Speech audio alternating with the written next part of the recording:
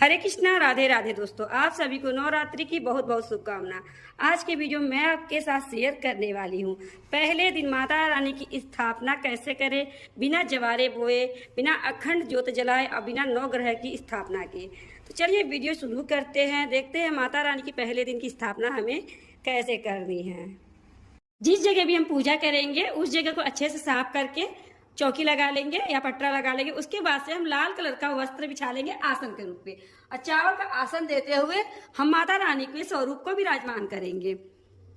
और साथ में गणेश भगवान को भी हम विराजमान करेंगे। सर्वप्रथम गणेश भगवान की पूजा की जाती है, तो साथ में गणेश भगवान को भी हम विराजमान कर देंगे। इसके बाद से हम कलश ले लेंगे। स्वास्तिक हमने बना लिया, कंठ में कलावा लपेट लिया है, थोड़ा सा गंगा जल डाल देंगे इसमें। उसके बाद शुद्ध जल हमें भरना है, कंठ तक भर लेंगे। और कलश में हम हल्दी की गांठ डाल देंगे, सुपारी डाल देंगे, सिक्का डाल देंगे, थोड़े से पुष्प डाल देंगे और थोड़े से अक्षत डाल देंगे। इसके बाद से हम कलश में आम के पत्ते सजा लेंगे और एक पात्र में चावल करके रख देंगे कलश पर। आम के पत्तों पे तिलक कर लेना है हमें चंदन और रोली से। इसके बाद हम जटा वाले नारियल ले लेंगे, तिलक कर दिया है हमने, लाल कपड़ा लपेट लेंगे और इस तरह से हम नारियल को विराजमान करेंगे। मुख अपनी तरफ होना चाहिए। चावल का आसन देते हुए हम कलश को विराजमान करेंगे। माता के सीधे हाथों की तरफ हमें कलश विराजमान करना है। तो इस तरह से हम कलश विराजमान कर देंगे। इसके बाद से सबसे पहले हम दीपक जला लेंगे। यहाँ पर मैं प्लेट का आसन दे करके थोड़ा सा फूल डाल दिया हमने। उसके बाद हम दीपक जलाएंगे। दीपक हमारे पूजा का साक्षी होता है, तो सबसे पहले हम दीपक जला लेंगे। इसके बाद से हम भाव रूप से गणेश भगवान को स्नान करा देंगे और साथ में माता रानी को भी स्नान करा देंगे। इसके बाद से हाथ जोड़ के माता रानी से प्रार्थना करेंगे, हे माता रानी, हम आपका 9 दिन का व्रत शुरू कर रहे हैं। इस व्रत को पूरा करने में हमारी सहायता करिएगा। जो भी गलती हो जाए उसे क्षमा करिएगा। इस तरह से करने के बाद से हम पूजा शुरू करेंगे। सबसे पहले हम गणेश भगवान को कलावा समर्पित कर देंगे, साथ में जनेऊ समर्पित कर देंगे। उसके बाद से माता रानी को चुनरी समर्पित कर देंगे। चुनरी है तो चुनरी समर्पित कर दीजिए, नहीं है तो कोई बात नहीं है, कोई भी लाल कपड़ा आप समर्पित कर सकते हैं। उसके बाद से फूल समर्पित कर देंगे। सबसे पहले हम गणेश भगवान करेंगे, उसके बाद माता रानी को फूल समर्पित करेंगे। जो भी फूल आपको मिल जाते हैं हम फूल समर्पित कर देंगे। उसके बाद कलश के पास हम फूल समर्पित कर देंगे। गणेश भगवान को रोली से तिलक कर लेंगे और साथ में माता रानी को भी तिलक कर लेंगे। उनकी वाहन को भी हम तिलक कर लेंगे और साथ में कलश को भी हम तिलक कर लेंगे। दीपक को भी हम तिलक कर लेंगे। इसके बाद से थोड़े से हम गणेश भगवान को अच्छा समर्पित कर देंगे, माता रानी को अच्छा समर्पित कर देंगे। इसके बाद से हम माता रानी को भोग समर्पित करेंगे। तो बतासे का भोग हम समर्पित करेंगे। आप चाहे तो मिश्री का भी भोग समर्पित कर सकते हैं।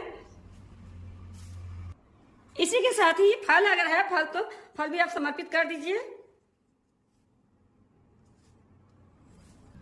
इसके बाद हम माता रानी को 16 श्रृंगार समर्पित करेंगे। हो सके तो 16 श्रृंगार करिए, नहीं तो कम से कम 7 श्रृंगार तो जरूर समर्पित करिएगा माता रानी को। इसके बाद से बहुत ही प्रेम पूर्वक से हम धूप दिखाएंगे। सबसे पहले गणेश भगवान को दिखाएंगे, उसके बाद से माता रानी को, और कलश के पास भी हम धूप दिखा देंगे। इसके बाद हम छोटा सा हवन करेंगे। तो हवन आप चाहे तो गाय के उपले से भी कर सकते हैं या फिर कपूर से कर सकते हैं। तो इस तरह से हम कपूर जला लेंगे। अब उसके बाद से लौंग के 2 जोड़े हम इसमें अर्पित करेंगे अग्नि को। अग्नि में इस तरह से भोग अर्पित किया जाता है, माता को बहुत प्रिय होता है। अगर आप पान चढ़ाए हैं माता को तो पान भी अर्पित कर सकते हैं। अगर नहीं चढ़ाए हैं तो 9 दिन के दिन में कभी भी आप चढ़ा सकते हैं। इस तरह से हम हवन कर लेंगे। हवन करने के बाद से जल से इस तरह वार देंगे और प्रणाम कर लेंगे। इस तरह से करने के बाद से सीधे हाथों में थोड़ा सा अक्षत लेंगे, पुष्प लेंगे और 1 लोटा हम जल ले लेंगे। और माता रानी की कोई भी कथा सुन सकते हैं आप, दिन के हिसाब से सुन सकते हैं या फिर चालीसा पढ़ सकते हैं या कोई भी भजन आप कर सकते हैं। इस तरह से करने के बाद से फूलों को जो है माता रानी के चरणों में अर्पित कर देंगे। हम थोड़े से हम गणेश भगवान के चरणों में भी अर्पित कर देंगे और माता रानी के चरणों में भी अर्पित कर देंगे। इस तरह से करने के बाद से माता रानी रानी के पास हम दक्षिणा अर्पित करेंगे। दक्षिणा अपने सामर्थ्य के अनुसार पहले दिन आपको करना है, उसके बाद आप नहीं करें तो भी चलेगा, लेकिन पहले दिन दक्षिणा जरूर अर्पित करना है। दक्षिणा हमारे पूजा की कमियों को पूरा करता है। उसके बाद से हम हाथ जोड़ के माता रानी से क्षमा याचना करेंगे। हे माता रानी, जो भी हमारी पूजा में गलती रही हो उसे क्षमा करिएगा और हमारी पूजा को स्वीकार करिएगा। 9 दिन की पूजा को करने में हमारी सहायता करिएगा। इस तरह से करने के बाद हमारी पूजा जो है संपन्न हो जाती है। थोड़ी देर के बाद आप भोग प्रसाद सभी को बांट सकते हैं घर में।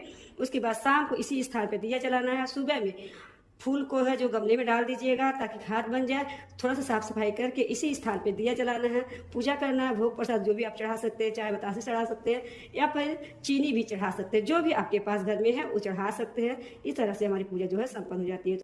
तो दोस्तों, इस तरह चैत्र नवरात्रि में पहले दिन माता रानी की स्थापना आप कर सकते हैं, बिना जवारे बोए हुए, बिना अखंड ज्योत जलाए हुए और बिना 9 ग्रह की स्थापना की। इस तरह पहले दिन माता रानी की स्वागत आप कर सकते हैं। दोस्तों, आपको छोटा सा वीडियो कैसा लगा? अच्छा लगा तो वीडियो को लाइक कर दीजिएगा। चैनल को सब्सक्राइब नहीं किए हैं तो चैनल को सब्सक्राइब कर दीजिएगा। माता रानी की कृपा आप सभी पे सदा ही बनी रहे, इसी कामना से अगले वीडियो मिलते हैं। राधे राधे।